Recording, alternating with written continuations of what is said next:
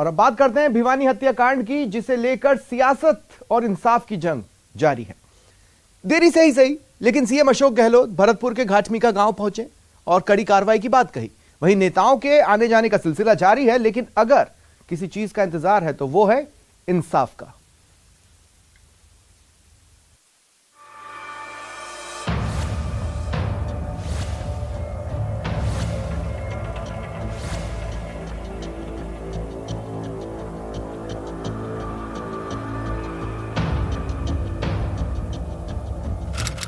पंद्रह फरवरी भरतपुर के गोपालगढ़ थाने में परिजनों ने 2 लड़कों के लापता होने की रिपोर्ट दर्ज कराई। पुलिस ने उनके मोबाइल को ट्रेस किया तो बंद आया। आसपास के इलाकों में तलाशी की गई। कुछ संदिग्ध नाम सामने आए।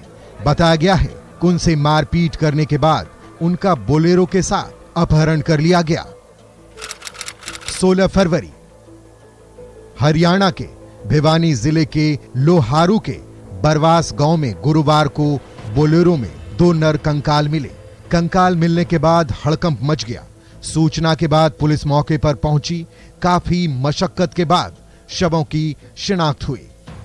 जिन 2 लोगों के बोलेरो में शव मिले थे, उनकी पहचान भरतपुर के घाटमीका के जुनैद और नासिर के रूप में हुई थी। बोलेरो का रजिस्ट्रेशन भरतपुर का था, तो वहीं शवों की पुख्ता शिनाख्त के लिए डीएनए सैंपल भी जांच के लिए भेजा गया। मृतकों के परिजनों ने बजरंग दल के कुछ सदस्यों पर उन्हें जलाकर मार देने का आरोप लगाया। 17 फरवरी को दोनों के शव को घाटमीका लाया गया, जहां ग्रामीणों की पंचायत हुई। पंचायत में सरकारी नौकरी और 50-50 लाख रुपए मुआवजे की मांग की गई। राज्य मंत्री जाहिदा खान मौके पर पहुंची और 20-20 लाख रुपए की आर्थिक सहायता और 1/4 श्रेणी की नौकरी का आश्वासन दिया, लेकिन फिर भी विरोध की स्थिति बनी रही। काफी समझाने के बाद दोनों का अंतिम संस्कार किया गया। वहीं हरियाणा में आरोपी को पकड़ने गई राजस्थान पुलिस पर कई आरोप लगे। आरोप लगा था कि मोनू मानेसर के घर पर छापे के दौरान पत्नी को पीटा, जिससे उसका गर्भपात हो गया। बाद में राजस्थान पुलिस ने इस आरोप का खंडन किया था।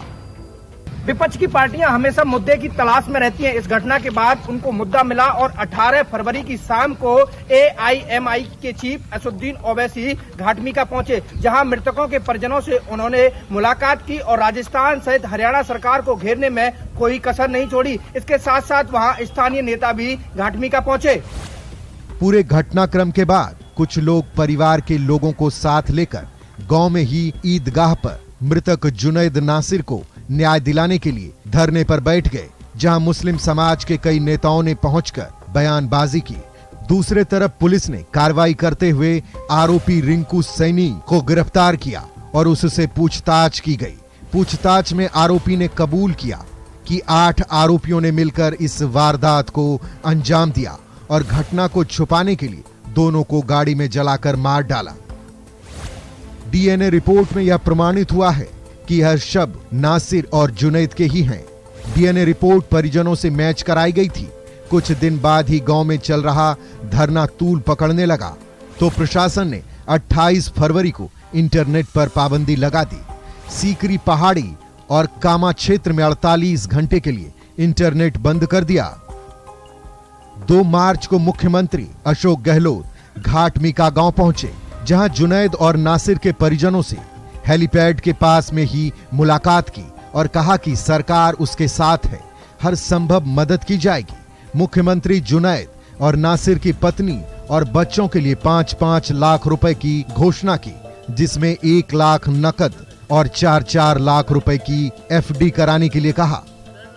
2 इंसानों की मौत हो गई, तो उसी ढंग से हम लोग पूरी तरह लगे हुए हैं। अरेस्ट हो मुलजिम, उनको फांसी की सजा हो, चाहे उदयपुर हो, चाहे वो ये घटना हो। ऐसे जो करतूत करने वाले लोग हैं, इनको फांसी रकम से होनी नहीं चाहिए।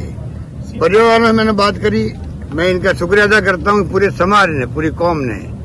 जिस रूप में परिवार वालों के दर्द की तो कोई सीमा ही नहीं है, पर फिर भी जो जिस प्रकार से उन्होंने हमसे बातचीत करी है, हम पे विश्वास किया सरकार पर, जिस रूप में उन्होंने घटना होती जयपुर आ गए थे 5-7 लोग परिवार वाले आए थे, उस वक्त मैंने बात करी थी, इनको मैंने यकीन दिलाया। आज भी वो हम लोग भी कायम हैं और वो लोग इस बात पर विश्वास कर रहे हैं। तो दूसरी ओर इस दौरान लगातार लोगों का धरना जारी रहा। 2 मार्च को ही आईजी ने मौके पर पहुंच करके आश्वासन दिया कि जो आरोपी हैं उन्हें जल्द गिरफ्तार किया जाएगा। उसके बाद धरना समाप्त हुआ।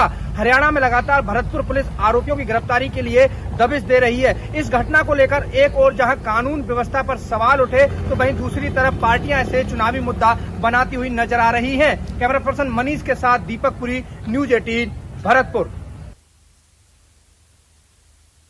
Paper leak